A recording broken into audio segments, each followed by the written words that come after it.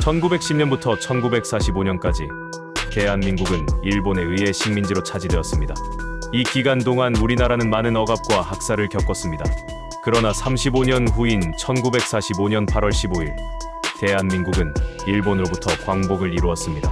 나라의 자유와 주권을 되찾은 순간이었습니다. 일제강점기 1910년, 1945년, 1910년 8월 29일, 일본은 한국조선을 강제로 병합했습니다.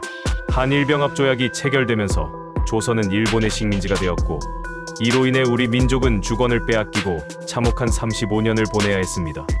일제는 조선을 식민 통치하기 위해 다양한 정책을 펼쳤습니다.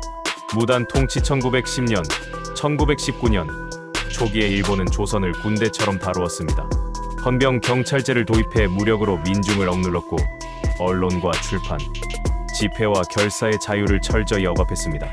또한 토지조사 사업을 통해 농민들의 땅을 빼앗아 일본인과 친일파들에게 나누어 주었습니다. 문화통치 1919년, 1931년, 1919년 전국적으로 일어난 30일 운동은 일제 통치에 대한 거대한 저항이었습니다. 이에 일본은 통치 방법을 바꾸어 문화정책을 앞세워 민심을 달래려 했습니다. 겉으로는 자유를 허용하는 척했지만 실제로는 경찰 인력을 더 늘리고 검열과 감시를 더욱 강화했습니다. 민족 말살 통치 1931년, 1945년, 1931년 만주사변 이후 일본은 침략 전쟁을 확대했습니다. 조선에서도 민족의식을 말살하려 했습니다. 황국신민화 정책을 통해 조선인을 일본 천황에 충성하도록 강요했으며, 장씨의 명칭과 이름을 일본식으로 바꿀 것, 신사참배를 강요했습니다. 또한 조선 청년들을 전쟁터로 끌고 가거나 강제노역에 동원했습니다. 독립운동의 전개, 국외 독립운동, 3.1운동 이후 상하이에 대한민국 임시정부가 수립되었습니다.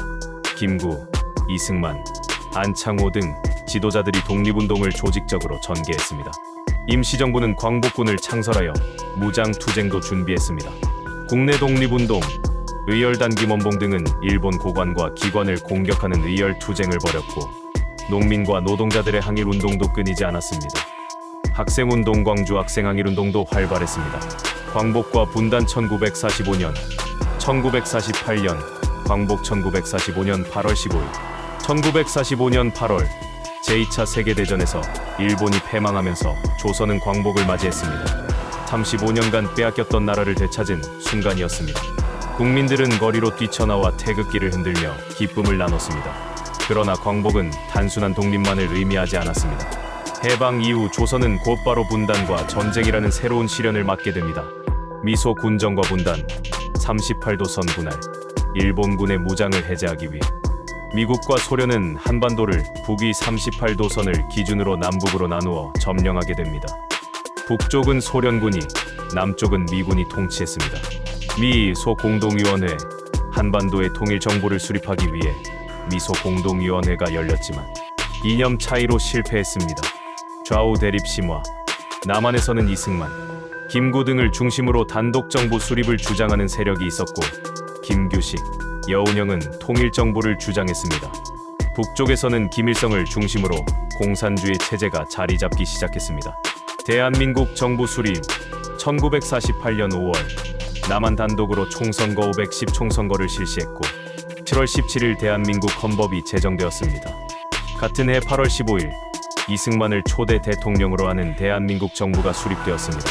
한편 북쪽에서도 9월 9일 조선민주주의인민공화국 북한이 세워졌습니다. 이로써 한반도의 분단은 현실이 되었습니다.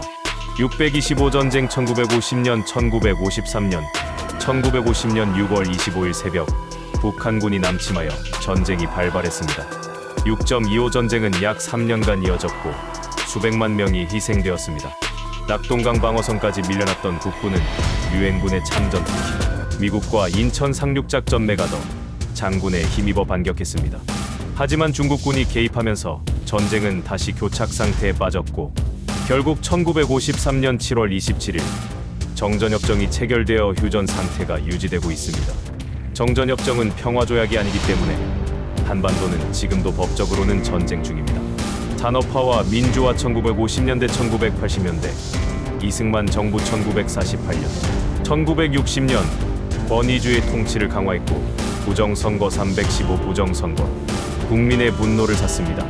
1960년 4월 19일 혁명이 일어나 이승만 대통령은 하야했습니다. 장면 정부 1960년 1961년 단명한 제2공화국은 민주주의 실현을 목표로 했지만 정치 혼란과 경제난으로 오래가지 못했습니다. 박정희 정부 1961년 1979년 1961년 박정희 소장이 516 군사정변을 일으켜 권력을 잡았으며 이후 대통령에 당선되어 근대화를 추진했습니다. 경제개발 5개년 계획 등을 통해 눈부신 산업화 한강의 기정을 이끌었습니다.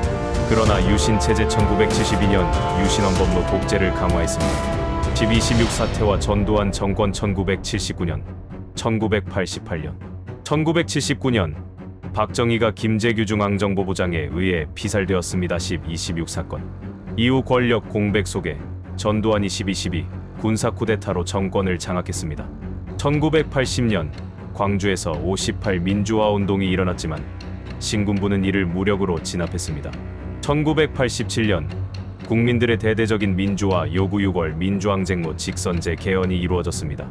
민주화 이후 현대 대한민국 1987년 현재 노태우 정부 1988년 1993년 첫 직선제 대통령 서울올림픽 1988년 성공 개최 북방정책 소련 중국과 수교 추진 전개 김영삼 정부 1993년 1998년 문민정부 출범 금융실명제 역사 바로 세우기 추진 그러나 1997년 IMF 외환위기가 발생하여 경제가 큰 충격을 받았습니다.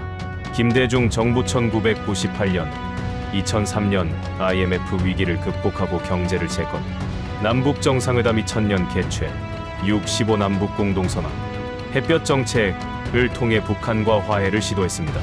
노무현 정부 2003년 2008년 국민 참여를 강조한 정부 남북관계 개선과 동북아 중심국가 구상 그러나 정치적 갈등과 탄핵 위기도 겪었습니다. 이명박 정부 2008년 2013년 747 공약 7% 성장 4만 달러 국민소득 7대 경제 강국을 내세웠지만 글로벌 금융위기 대응에 집중해야 했습니다.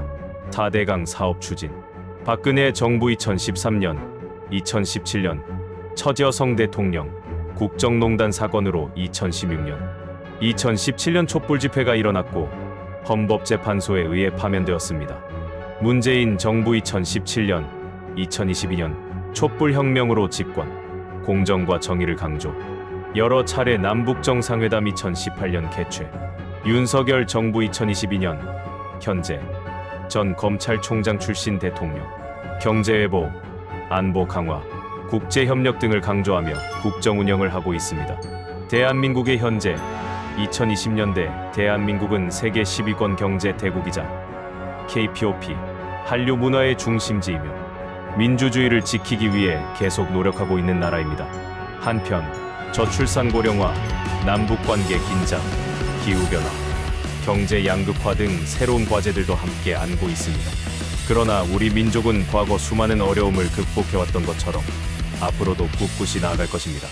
그 이후에 대한민국은 역사 속에서 한 번도 없었던 변화와 성장을 거듭하였습니다. 전쟁과 분단을 넘어서며 경제 발전과 민주화를 향해 나아갔습니다. 한국 전쟁 후에는 재건과 발전을 거듭하며 세계의 경제 강국으로 이름을 드났습니다. 그리고 오늘날 대한민국은 과학기술과 문화예술 분야에서도 세계적인 수준을 자랑하고 있습니다. 국제사회에서 한국은 중요한 역할을 하며 세계 평화와 발전에 기여하고 있습니다. 우리는 광복 이후의 끊임없는 노력과 희생 덕분에 오늘의 대한민국을 이룰 수 있었습니다. 그러므로 우리는 항상 과거를 되돌아보며 역사를 기억하고 미래를 향해 더 나은 대한민국을 만들어 나가야 합니다. 광복 이후의 대한민국은 우리의 자랑스러운 역사와 미래를 향한 염원이 함께 어우러진 값진 순간입니다. 함께 힘을 모아 더 나은 대한민국을 만들어 나가는 일에 힘을 모아야 합니다.